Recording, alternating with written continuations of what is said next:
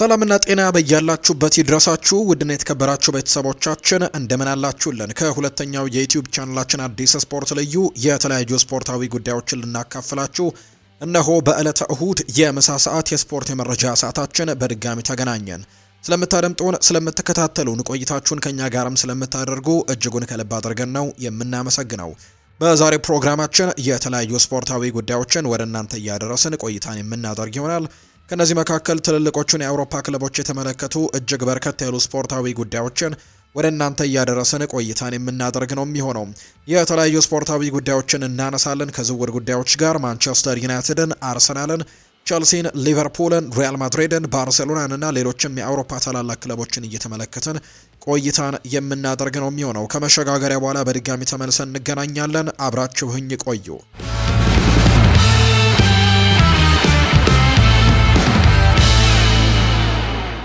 ጋዜጠኛ ቤን ጃኮብስ እንደዘገበው ከሆነ ሮማ የአስተን ቪላውን አጥቂ ዱዌን ማለንን በውሰት ለማስፈረም ተስማምቶ አስፈርመዋል። ስምምነቱ ክለቡ ተጫዋቹን በቋሚነት እንዲገዛ የሚያስገድድ የ25 ሚሊዮን ፓውንድ የውል ማፍረሻ ያካተተ ነው። የዝውውሩ መዋቅር በሁሉም ወገኖች ዘንድም ተቀባይነት ያገኘ ሲሆን አሁን የቀሩት ጥቂት የመጨረሻ ሂደቶች ብቻ እንደሆኑ ተነግሯል። የ26 ዓመቱ የኔዘርላንድ ብሔራዊ ቡድን ተጫዋች በቋሚነት የመሰለፍ ዕድልን ለማግኘትና በመሃል አጥቂነት ቦታ ላይም ለመጫወት ስላለው ፍላጎትም ዝውውሩ እንዲሳካ ግፊት ሲያደርግ ቆይቷል። በአስተን ቪላ አሰልጣኝ ኡናይ ኤምሪ ለኦሌ ዋትኪንስ ቅድሚያ በመስጠታቸው ምክንያት ዱዌን ማለን የመሰለፍ ዕድሉ ውስን ነበር። በዚህም የውድድር ዘመን ማለን በኡናይ ኤምሪ ስር ቋሚ ተሰላፊ ለመሆን ትግሎችን አድርጓል።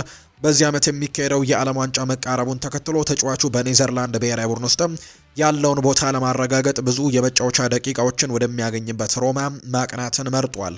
እንደ ቤን ጃኮብስ ዘገባ አትሌቲኮ ማድሪድ ባለፉት ቀናትም ስለ ተጫዋቹ ሁኔታ ጠይቀው የነበረ ቢሆንም ሮማዎች ግን በፈጣን ድርድር የዝውውር ቅድሚያውንም መውሰድ ችለዋል። ዱዌን ማለን ወደ ጣሊያን ተጉዞ እሁድ ከሮማ ከቶሪኖ ጋር ከሚያደርጉት ጨዋታ በስብስብ ውስጥም ተካቷል። ዱዌን ማለን የሸኘው አስተን ቪላ በምትኩ አዲስ አጥቂ ለማምጣትም በገበያው ላይ ንቁ ተሳትፎን እያደረገ ነው። በአሁኑ ወቅት በቤሺክታሽ የሚገኘው ታሚ አብርሃም በቪላ የዝውውር ዝርዝር ውስጥም ቀዳሚው ተጫዋች ነው። አሰልጣኝ ኡናይ ኤምሪ ለውድድር ዘመኑ ሁለተኛው አጋማሽ የቡድን ጥልቀትን ወይም ዴብዝን እንደሚፈልጉ ግልጽ ነው። በኦሌ ዋትኪንስ ላይ ብቻ ጥገኛ መሆን ዋጋ እንደሚያስከፍላቸው በመስጋትም አዲስ አጥቂ ለማምጣትም በከፍተኛ ሁኔታ እየፈለጉ እንደሚገኝ ነው የተገለጸው። የኒውካስል ዩናይትዱ አማካይ ጆ ዊሎክ በዚህ የጥር ተጫዋቾች የዝውውር መስኮት ክለቡን ለቆ መሄድ እንደሚፈልግ ተዘግቧል። ክለቡም ለተጫዋቹ መልቀቅ ፍቃድ ለመስጠትም ዝግጁ መሆኑን የተነገረው። እንደ ፉትቦል ኢንሳይደር ዘገባ ከሆነ ይህንን ተከትሎ ሁለት የፕሪሚየር ሊግ ክለቦች ማለትም ሊድስ ዩናይትድ እና ክሪስታል ፓላስ ተጫዋቹን ለማስፈረም ፍላጎት አሳይተዋል። ጆ ዊሎክ ከጥቂት ዓመታት በፊት ከአርሰናል ኒውካስልን ሲቀላቀልም የቡድኑ ወሳኝ ተጫዋች የነበረ ቢሆንም በቅርብ ጊዜ መሰለፍ ዕድሉ እየቀነሰ መጥቷል። በዚህ ውድድር ዘመን እስካሁን ድረስ በሁሉም ውድድሮች በቋሚነት የጀመረው በ6 ጨዋታዎች ላይ ብቻ ነው። በመሆኑም የ26 ዓመቱ ተጫዋች የእግር ኳስ ሕይወቱን ለማነቃቃትም የሴንት ጄምስስ ፓርክን መልቀቅ እንዳለበት ነው የተነገረው። በአሰልጣኝ ኤዲ ሃው ስብስብ ውስጥም እንደ ብሩኖ ጉማሬሽ፣ ሳንድሮ ቶናሊ እና ጆኤል ሊንተን ያሉ ጠንካራ አማካዮች በመኖራቸው ጆ ዊሎክ የመሰለፍ ዕድል ማጣቱ የሚጠበቅ ነው። ኒውካስል ተጫዋቹን ለመሸጥ ፈቃደኛ ቢሆንም ይህም የሆነው ግን ዊሎክ ቢለቅ እንኳን ቡድኑን በበቂ ሁኔታ መተካት የሚችሉ አማካዮች እንዳሉት ካረጋገጠ በኋላ እንደሆነ ተገልጿል። ምንም እንኳን ጆ ዊሎክ አሁን ባለው የኒውካስል ዩናይትድ ስብስብ ውስጥ ምርጡ ባይሆንም በፕሪሚየር ሊጉ ልምድ ያለውና በማንኛውም ጊዜ ተቀይሮ ገብቶ ስራውን በአግባቡ የሚወጣ ተጫዋች ነው። ኒውካስል በዚህ ውድድር ዘመን በቻምፒየንስ ሊግ እየተሳተፈ ከመሆኑም በላይ በካራባው ካፕ ግማሽ ፍጻሜ ላይ በመሆኑ ብዙ ጨዋታዎች ይጠብቁታል። በመሆኑም በቀጣይ ሳምንታትና ወራት ተጫዋቾችን እያፈራረቁ ለመጫወትም ወይ ሮቴሽን ለማድረግም በቂ አማራጮች እንዲኖራቸውም እንደሚፈልጉ ነው የተነገረው። የአትሌቲኮ ማድሪዱ አጥቂ ሁሊያን አልቫሬስ የዝውውር ዋጋ በከፍተኛ ሁኔታ ሊቀንስ እንደሚችል መዘገቡ ተጫዋቹን ለማስፈረም ለሚፈልጉት ቸልሲና ሊቨርፑል መልካም አጋጣሚ ሊሆን ይችላል። የአርጀንቲናዊ ኢንተርናሽናል ቀደም ሲል በማንቸስተር ሲቲ በነበረው ቆይታ ተቀያሪ ቢሆንም አስደናቂ ብቃት እያሳየ ሲሆን ወደ ላሊጋው ካመራ በኋላም በአትሌቲኮ ማድሪድ ቤት ደምቆ ታይቷል። ሁሊያን አልቫሬዝ ወደ አትሌቲኮ ካመራ በኋላ ባደረጋቸው 83 ጨዋታዎችም 40 ጎሎችን ማስቆጠር ችሏል። በዚህ ብቃቱም ሊቨርፑልና ቼልሲ ተጫዋቹን ለማስፈረም ፍላጎት እንዳላቸው በተለያዩ መገናኛ ብዙሃን ተዘግቧል። ይሁን እንጂ ፌጂያስ እንደዘገበው ሁሊያን አልቫሬዝ በቅርብ ጊዜያት ባሳየው የብቃት መውረድ ምክንያትም ቀደም ሲል ተቀጥሮለት የነበረው የ150 ሚሊዮን ዩሮ የዝውውር ዋጋ በከፍተኛ ሁኔታ ሊቀንስ ችሏል። ሁሊያን አልቫሬዝ በዚህ የውድድር ዓመትም ወይም ዘመንም በሁሉም ውድድሮች ባደረጋቸው 26 ጨዋታዎች 11 ግቦችን ቢያስቆጠርም በቅርብ ባደረጋቸው 11 ጨዋታዎች ግን ማስቆጠር የቻለው 2 ግቦችን ብቻ ነው። ይህም የ25 ዓመቱ ተጫዋች ከብቃት መውረዱ ካልተመለሰም አትሌቲኮ ማድሪድ ተጫዋቹን በከፍተኛ ዋጋ የመሸጥ እድሉ እየጠበበ ይሄዳል። ሊቨርፑል ከተጫዋቹ ጋር ስሙ ቢነሳም እንዲህ ያለ ከፍተኛ የዝውውር ሂሳብ ግን ያወጣሉ ተብሎ አይታሰብም። በተለይም ክለቡ በ2025 ክረምት አሌክዛንደር ኢሳክንና ሁጎ ኤኪቲኬን ወደ ስብስቡ በመቀላቀሉ በአጥቂ መስመሩ ላይ ለሁሊያን አልቫሬዝ የሚሆን ክፍት ቦታ ላይኖር ይችላል። በሌላ በኩል ቼልሲዎች በአሁኑ ወቅት የአጥቂ መስመራቸው ላይ እየተቸገሩ ካሉት ዣኦ ፔድሮና ሊያም ዴላፕ የተሻለ አማራጭ ስለሚፈልጉ ሁሊያን አልቫሬዝ ለስታንፈርድ ብሪጁ ክለብም የተሻለ ምርጫ ሊሆን ይችላል። ሆኖም ቼልሲዎች ትኩረታቸውን በጣም ወጣት ተጫዋቾች ላይ ማድረጋቸውና ሁሊያን አልቫሬዝ በሚቀጥለው የውድድር ዘመን 26 ዓመት የሚሞላው መሆኑ ዝውውሩን ጥያቄ ውስጥ ይከተዋል ተብሎ ነው የታሰበው። በማርክ ብሩስ ከቼንድ ኦፍ ሳይድ ላይ ከአንድ ቀን በፊት እንደቀረበው የቀድሞ የቼልሲ ኮከብ ግሌን ጆንሰን አሌሃንድሮ ጋርናቾ በክለቡ ቤት ተስፋ የሚያስቆርጥ ዝውውር መሆኑን በግልጽ ተናግሯል። አርጀንቲናዊው ኢንተርናሽናል ባለፈው ክረምት ከማንቸስተር ዩናይትድ የተቀላቀለ ሲሆን ዝውውሩ በደጋፊዎች ዘንድ የተለያየ አመለካከት ተፈጥሮበት እንደነበር የሚታወስ ነው። ጋርናቾ በማንቸስተር ዩናይትድ በነበረው ቆይታ ትልቅ አቅም እንዳለው በማሳየቱ ለረጅም ጊዜ እንደ ምርጥ ወጣት ተጫዋች ሲታይ ቆይቷል። በተመሳሳይ ጊዜ ግን ብዙ የቀያይ ሰይጣኖች ወይም የማንቸስተር ዩናይትድ ቡድን ደጋፊዎች ተጫዋቹ አስቸጋሪ ባህሪ ያለውና ለሙያው ታማኝ ያልሆነ ወይም ፑር ፕሮፌሽናል ብለው በሚገልጹት በመሆኑ በመሄዱ እፎይታ ተሰምቷቸዋል። እስካሁን በቼልሲ ቆይታው ጋርናቾ በሜዳ ላይ የሚጠበቅበትን ያክል አስተዋጽኦ እያደረገ አይደለም። ይህም በአጠቃላይ ለክለቡ ተስፋ አስቆራጭ በሆነው የውድድር ዘመን ላይ ተጨማሪ ጫናን ሆኗል። ግሌን ጆንሰን ስለ አሌሃንድሮ ጋርናቾ ዝውውር የሰጠው አስተያየትም ጆንሰን በስታንፈርድ ብሪጅ ስለሚገኘው የ21 ዓመቱ ወጣት ግልጽ ግምገማን ሲሰጥ ምንም አልተቆጠበም። አሌሃንድሮ ጋርናቾ ቼልሲን ከተቀላቀለ ጀምሮ ተስፋ አስቆራጭ ሆኖ አግኝቼዋለሁ። እሱን ማስፈረም ስህተት ነበር። ይህንን ያልኩት ስለ ብቃቱ አይደለም። ጎበዝ ተጫዋች መሆኑን አውቃለሁ። ነገር ግን ቼልሲ በአሁኑ ወቅት በርካታ ምርጥ የክም ተጫዋቾች ወይም ዊንገሮች አሉት በማለት ነው ለሜትሮ የተናገረው።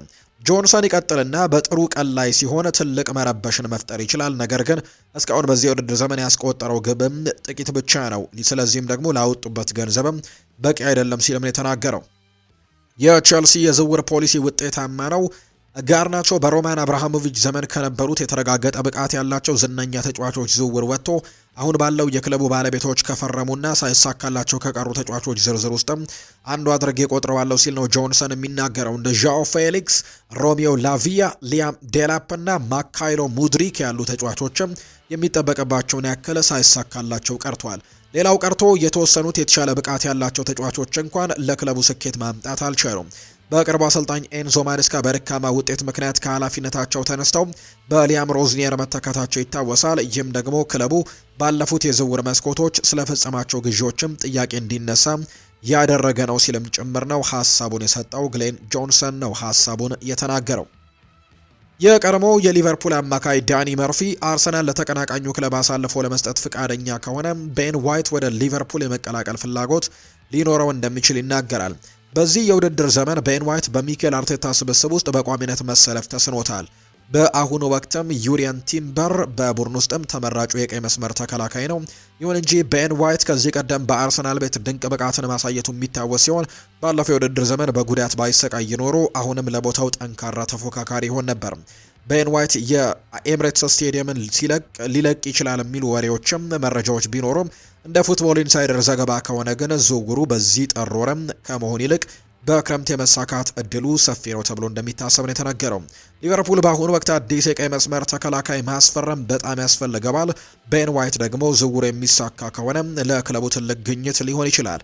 የ28 ዓመት ተጫዋች ማንኛውም ትልቅ ክለብን ለማጠናከርም ብቃት ያለው ሲሆን ኮነር ብራድላይ በጉዳት በራቀበት በዚህ ወቅትም ሊቨርፑል በእጅጉ ሊረዳ ይችላል ተብሎ ይታመናል። አሰልጣኝ አርኔ ስሎት በዚያ ቦታ ላይ ጀረሚ ፍሪምፖንግ ቢኖራቸው ፍሪምፖንግ በቀድሞ ክለቡ ባየር ሌቨርኩዘን ሲያሳይ እንደነበረው ወደፊት መስመር ተጠግቶ መጫወትን ይመርጣል። ዳኒ መርፊም እንዲሁ እንደተናገረው ከሆነ ቤን ዋይት ወደ ሊቨርፑል ቢዘዋወር ትርጉም ይሰጣል። ነገር ግን አርሰናል ለተቀናቃኙ መሸጥም ላይፈልግ ይችላል። ይህም የሚወሰነው ተጫዋቹ ለመሄድ ባለው ጽኑ ፍላጎት ላይ ነው። ቤን ዋይት አማራጭ ከሆነ ከሊቨርፑል በጣም ጥሩ ምርጫ ይሆናል ብዬ አስባለሁ ሲል ይናገራል መርፊ። እሱ በእውነትም ጎበዝ እግር ኳስ ተጫዋች ነው። በቅርቡ የጉዳት ችግሮች ቢያጋጠሙትም ብዙ ጨዋታዎች ያደረገ ልምድ ያለው ተጫዋች ነው። በመሃል ተከላካይነትም ሆነ በቀኝ መስመር ተከላካይነት መጫወት ይችላል። በተጨማሪም መርፊ ሲናገር ድርድር ቢኖር ተጫዋቹ ከኤቨርተን ይልቅ ሊቨርፑልን እንደሚመርጥ ጥርጥር የለውም። ይህም የምለው የሊቨርፑል ደጋፊ ስለሆንኩ ሳይሆን ሊቨርፑል በቻምፒየንስ ሊጉ በሊጉ ከአራት ውስጥ ለመግባትና በኤፍኤ ካፕም እየተፎካከረ የሚገኝ ቡድን ስለሆነ ነው። በመጨረሻም ዳኒ መርፊ ሲናገር ሊቨርፑል ተጫዋቹን የሚፈልገው ከሆነ ቤን ዋይት ዝውውሩ እንዲሳካ ግፊት የሚያደርግበት ምክንያት አይታየኝም። ሆኖም አርሰናል እንዲካሄድ ይፈቅዳል ብሎ ማሰብ ግን ከባድ ነው። ምናልባትም አርሰናሎች ከሊቨርፑል በጣም ርቀን ስለሄድን በጥርጣሬም መልቀቁን ጉዳት የለውም ብለው ካሰቡ ብቻ ይህ ዝውውር ሊደረግ እንደሚችል ነው የገመተው። የማንቸስተር ዩናይትዱ አዲሱ ጊዜያዊ አሰልጣኝ ማይክል ካሪክ በክለቡ የመቆየት ፍላጎት የሌለውን ጆሹዋ ዘርክዚን እንዲያሰናብተው ምክር ተሰጥቶታል። ይህ የሆላንድ ብሔራዊ ቡድን አጥቂ ቀደም ሲል በቦሎኛ ቤት አስደናቂ ብቃትን እያሳይ የነበረ ቢሆንም ወደ ኦልትራፎርድ ከመጣ በኋላ ግን ራሱን ማረጋገጥ ተስኖታል። ዩናይትድ የቀድሞውን አሰልጣኝ ሩበን አሞሪምን ከስራ እንዳሰናበቱ ምክንያትም የሆነው ደካማ ውጤቱን ተከትሎ አሁን በቡድኑ ላይ ለውጦችን ማድረግም እንዳለበት ግልጽ ሆኗል። ካሪክ እስከ ውድድር ዘመኑ መጨረሻ ድረስ ቡድኑን እንዲመራ የተሾመ ሲሆን የቀድሞ የክለቡ ተከላካይ ፖል ፓርከር አዲሱ አሰልጣኝ ስብስቡን በተመለከተ ምን ማድረግ እንዳለበት ነው ሀሳቡን የሰጠው። ፓርከር ለዩናይትድ ዲስትሪክት ሲናገርም ዘርክዚ በክለብ ውስጥ የመቆየት ፍላጎት ያለው አይመስልም፣ ስለዚህም ቢለቅ ደግሞ ለሁሉም ወገኖችም የተሻለ ይሆናል ብዬ አስባለሁ ሲል ተናገረው። መጫወት የማይፈልግ ተጫዋች በቡድን ውስጥ መቆየት ትርጉም የለውም። ከሱ ይልቅ ለክለቡ ውስጥም መጫወት የሚፈልግና ለረጅም ጊዜ ስኬትም አስተዋጽኦ የሚያደርግ ወጣት ተጫዋችም ሲመጣ ማየትን መርጣለሁ ሲል የተናገረው። ፓርከር አክሎም ካሪክ አሁንም ለሁሉም ተጫዋቾች እድል የሚሰጥበት ጊዜ ላይ አለመሆኑን ገልጾ በቋሚነት ሊጠቀምባቸው የሚችላቸው ቁልፍ ተጫዋቾችን መለየት እንዳለበት ነው ያሳሰበው። ቡድኑ ከካፕና ከአውሮፓ ውድድሮች ውጪ በመሆኑ ካሪክ በተረጋጋ ቋሚ ስብስብ ውስጥም በመያዝ ውጤት ላይ ማተኮርም እንዳለበት ነው የተናገረው። የ24 ዓመቱ ዝርክዚ በቅርቡ ከበርካታ ክለቦች ጥያቄ ሊቀርብለት እንደሚችል እየተነገረ ነው። አይኒውስ እንደዘገበው ኤቨርተን ተጫዋቹን ይፈልጋል። በሌላ በኩል የጣሊያኑ ጋዜጣ ዴሎ ስፖርት ደግሞ ሮማዎች ተጫዋቹን ለማስፈረም ፍላጎት እንዳላቸውና ተጫዋቹም ለዝውውሩ ፍቃደኛ መሆኑን ገልጿል የተባለው። እስካሁን የመጨረሻ ውሳኔ ባይሰጥም ካሪክ ዝርክዚ በፍጥነት ማሰናበቱ ለቡድኑ መልካም ሊሆን እንደሚችል ተገምቷል። ዝርክዚ ራሱ ከእንግሊዝ እግር ኳስ ይልቅ ቀደም ሲል ስኬታማ ወደ ነበረበት የጣሊያን ሴሪኤ ቢመለስ የሚጠቅመው እንደሚመስል ነው የተነገረው። ራዶ ድራጎሲን በዚህ ወር በቶትንሃም ሆትስፐርስ ለመውጣት እንደሚፈልግ አስታውቋል። የጣሊያኑ ክለብ ሮማ ተጫዋቹን የማስፈረም ፍላጎት ያሳየ ሲሆን ተከላካዩም ከሰሜን ለንደኑ ክለብም እንዲለቅም ከፍተኛ ጫና እያደረገ መሆኑ ተዘግቧል። ስፖርት ዊትነስ እንደዘገበው ከሆነ ቶትንሃም ለተጫዋቹ 25 ሚሊዮን ዩሮ እንዲከፍለው ይፈልጋል። ሮማ ይህንን ዋጋ ለመክፈል ፍቃደኛ ወይም ዝግጁ መሆን አለመሆኑ እስካሁን አልታወቀም። ይህ የ23 ዓመት ወጣት ከዚህ ቀደም በዤኖዋ ቤት በነበረው ቆይታ በጣሊያን እግር ኳስ ያለውን ብቃትም አሳይቷል። አሁንም ወደ ሴሪኤው የመመለስ ፍላጎት አለው። በቶትንሃም ቤት መደበኛ የመሰለፍ እድልን ለማግኘትም የተቸገረ ሲሆን በቋሚነት የመሰለፍ እድሉም አነስተኛ ነው። ስለዚህ አዘውትሮ መጫወት የሚችልበት ክለብ መፈለጉ ምክንያታዊ ይመስላል። ድራጉሲን የሚለቅ ከሆነ ቶትንሃም በዚህ ወር ጥራት ያለው ሌላ ተከላካይ ይተካ እንደሆነ ማየቱ አስገራሚ ያደርገዋል። ተጫዋቹ ከለቀቀ በኋላ በክለብ ውስጥ የመሃል ተከላካይ አማራጮች ክሪስቲያን ሮሜሮ፣ ሚኪ ቫንደቬን እና ኬቨን ዳንሶ ብቻ ይሆናሉ። ቡድኑ ተጫዋቾችን እያፈራረቀ ለማሰለፍና ቁልፍ ተጫዋቾችን ከድካም ለመታደግም ሌላ የመሃል ተከላካይ ላይ ኢንቨስት ማድረግም ብልህነት ይሆናል። የ23 ዓመቱ ሮማኒያዊ በጣሊያን መደበኛ የመጫወቻ ጊዜ በማግኘትም የእግር ኳስ ሕይወቱን ወደ ቀድሞ መስመርም ለመመለስ እያለመ ነው።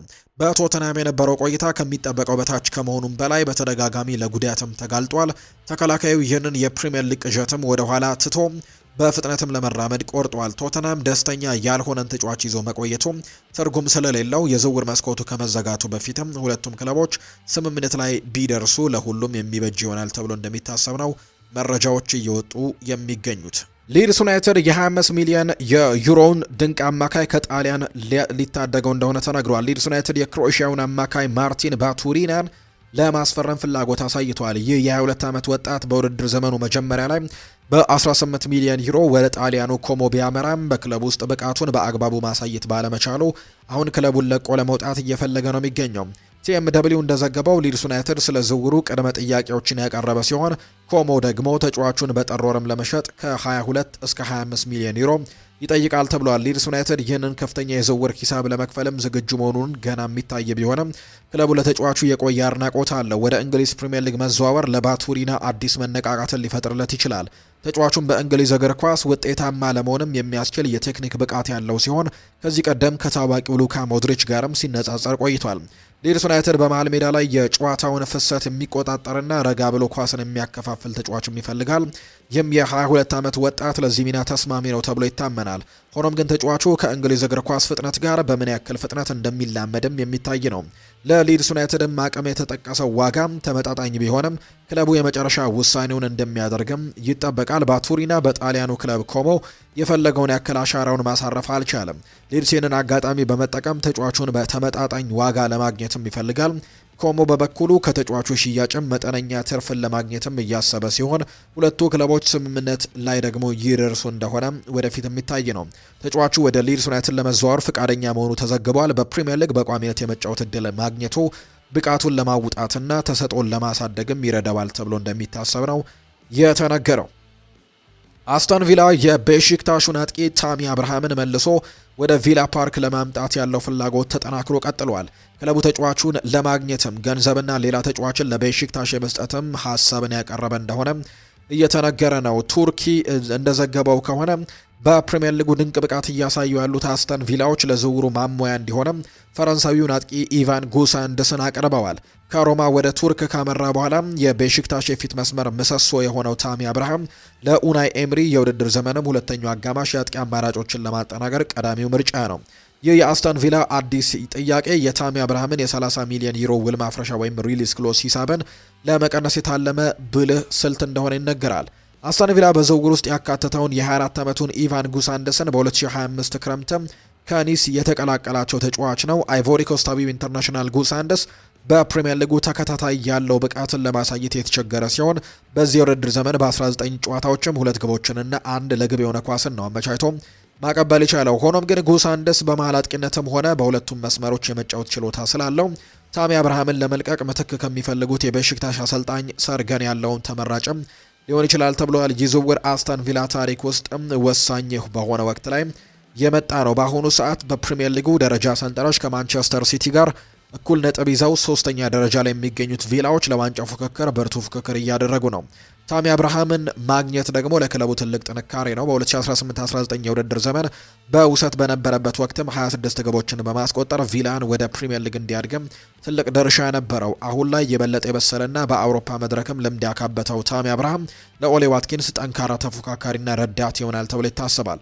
በዚህ የውድድር ዘመን ከቱርክ 12 ግቦችን ያስቆጠረው ታሚ አብርሃም አስደናቂ አጨራረስም አለው። ኡናይ ኤምሪ እስከ መጨረሻው ለዋንጫም እንዲፋለሙ የሚያደርጋቸው የጎደላቸውን ተጫዋችም ለማምጣት ሙከራዎችን ሊያደርጉ እንደሚችሉ ጭምር ነው የተነገረው። ግብፃዊው የ26 ዓመት አጥቂ የሆነው ኦማር ማርሙሽ ባለፉት ጥቂት ወራት ከማንቸስተር ሲቲ ሊለቅ እንደሚችል ሲዘገብ ቆይቷል። ተጫዋቹ በአሁኑ ወቅት ከሀገሩ ግብጽ ጋር የአፍሪካ ዋንጫ ላይ ተሳትፎ የነበረ ቢሆንም በክለቡ ማንቸስተር ሲቲ ግን በቂ የመጫወት ዕድልን ለማግኘት ተቸግሯል። እንደ ዘገባዎች ከሆነ ደግሞ ጣሊያናዊ ወኪል ጆርጂ ጋርዲም የማርሙሽ ለቱርኩ ጋላታሳራይም አቅርቦታል። ጋዜጠኛው ሲናገርም ጆርዲ ጋርዲም የማንቸስተር ሲቲው ግብፃዊ ተጫዋች ኦማር ማርሙሽ ለጋላታሳራይ አቅርቧል። ሆኖም ግን አስተን ቪላና ቶትናም ሆትስፐርስ በተጫዋቹ ላይ ፍላጎት አላቸው። ማርሙሽም ቢሆን ደግሞ ምርጫው በእንግሊዝ መቆየት ነው። ተጫዋቹ ከማንቸስተር ሲቲ ሊወጣ የሚችል የውሰት ውልም ብቻ እንደሆነም የተነገረው። ማርሙሽ በእንግሊዝ የመቆየት ፍላጎት ማሳደሩ ለሁለቱ ክለቦች ትልቅ ፍል ተስፋ እንደሆነ እየተነገረ የሚገኘው አስተን ቪላና ቶትናም በቀጣይ ቀናትም ዝውውሩን እውን ለማድረግም ጥያቄ ያቀርቡ እንደሆነ የሚጠበቅ ነው። አስተን ቪላ በአሁኑ ወቅት በደረጃ ሰንጠረዡ ከላይኛዎቹ 3 ውስጥም ለመግባት እየታገለ ሲሆን ማርሙሽ ማስፈረም ደግሞ ለአጥቂው መስመር ላይ ክፍላቸውን ለማጠናከርም ጭምር ትልቅ ጥንካሬ ይሆናል። በሌላ በኩል ቶትናም ግብ ለማስቆጠር እየተቸገሩ ነው። እንደ ዶሚኒክ ሶላንኬም ካሉ ተጫዋቾችም የተሻለ አማራጭም የሚፈልጉት ስፐርሶች ማርሙሽን የጎል ድርቃቸውን የሚፈታላቸው ተጫዋች አድርገው ይመለከቱታል። ማርሙሽ በመሃል አጥቂነትም ሆነ በመስመር ላይም የመጫወት ችሎታ ያለው ሲሆን ይህም በተለያዩ ቦታዎች ላይ የመሰለፍ ብቃቱ ለሚፈረመው ክለብም ተጨማሪ ጠቀሜታ ይኖረዋል። ምንም እንኳን የዝውውር ወሬ ቢኖርም ኦማር ማርሙሽ በአሁኑ ወቅት ከአፍሪካ ዋንጫ መልስም በማንቸስተር ሲቲ ቆይቶ ለቦታው ለመታገልም ጭምር ፍላጎት እንዳለው አንዳንድ ዘገባዎች ፍሎሪያን ፕሌተንበርግም መረጃውን እያጋራ እንደሚገኝ ነው የተገለጸው። የብሬንትፈርዱ አማካይ ፍራንክ አዮንካ ወይም ደግሞ ኦንያካ በወደፊት ማንቸስተር ዩናይትድ መጫወት እንደሚፈልግ በመናገር ስለ ቀጣይ ቆይታው ሀሳቡን ሰጥቷል። የ28 ዓመት አማካይ በብሔራዊ ቡድን ግዳጅ ላይ ያለ በማንቸስተር ዩናይትድ ደጋፊ ጥያቄ የቀረበለት ሲሆን ለማንቸስተር ዩናይትድ የመጫወት ፍላጎት እንዳለው ጭምር ነው እየገለጸ የሚገኘው። ይህ ተጫዋች ሲናገር በእርግጥም ለማንቸስተር ዩናይትድ መጫወት ፈልጋለሁ ሲል ለስፖርት ዊትነስ ሀሳቡን ሰጥቷል። ማንቸስተር ዩናይትድ በመሃል ሜዳው ላይ ጠንካራ ተክለ ሰውነት ያለውና በተከላካይ አማካኝነት ቦታ ላይም ደግሞ የሚያግዝ ተጫዋች የሚያስፈልገው ቢሆንም ባለፉት ወራት ግን ይህንን ተጫዋች ማስፈረም ወይም ደግሞ በዛ ቦታ ላይ እንደዚህ አይነት ባህር ያለው ተጫዋች ለማስፈረም ጥረቶችን አድርገው ሳይሳካላቸው ቀርተዋል።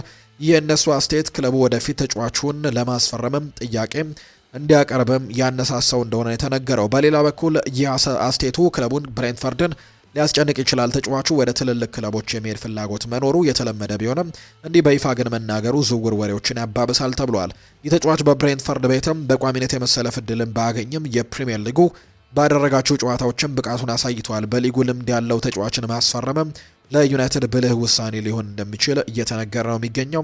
ማንቸስተር ዩናይትድ በውድድር ዘመኑ መጀመሪያ ላይም ጭምር እንዲሁ ብራያን ኤምቤሞን ከብሬንትፈርድ ማስፈረሙ ይታወሳል። በሁለቱ ክለቦች መካከል ያለው መልካም ግንኙነትን በመጠቀም እንደ ወደፊትም ያስፈረሙት እንደሆነ የሚታይ ነው። ናይጄሪያዊው አማካይ በብሬንትፈርድ በቂ የመጫወቻ ጊዜን እያገኘ ባለመሆኑ ክለቡን ለቆ ለመውጣት ፍላጎት ማሳየቱ የሚጠበቅ ነው። አሁን ላይ ግን ማንኛውም ክለብ ይህንን ተጫዋች ለማስፈረምም ዝግጁ መሆኑን ጭምር መጠበቅ ይኖርበታል ተብሎ እንደሚታሰብ ነው መረጃዎች እየወጡ የሚገኙት። ወደ ቤተሰቦቻችን ከሁለተኛው የዩቲዩብ ቻናላችን አዲስ ስፖርት ልዩ ለዛሬ ያዝነላችሁ የምሳ ሰዓት የዝውውር ጉዳዮቻችን እነዚህን ነበር የሚመስሉት። ስላደመጣችሁን፣ ስለተከታተላችሁን፣ ቆይታችሁን ከኛ ጋርም ስላደረጋችሁ እጅጉን ከልብ አድርገን ነው የምናመሰግነው። ፏድ ባሩ የዛሬውን ፕሮግራም እየመራው ከእናንተ ጋር ቆይታን አድርጌያለሁ። በቀጣይ ፕሮግራሞቻችን በድጋሚ ተመልሰን የምንገናኝ ይሆናል። ለዛሬ ግን ስላደመጣችሁኝ፣ ስለተከታተላችሁኝ ቆይታችሁም ከኛ ጋር ስለነበር ከልብ አድርጌ ያመሰግናለሁ። መልካም ጊዜ መልካም ቀን እንዲሆንላችሁም ነው በአክብሮት የምመኘው።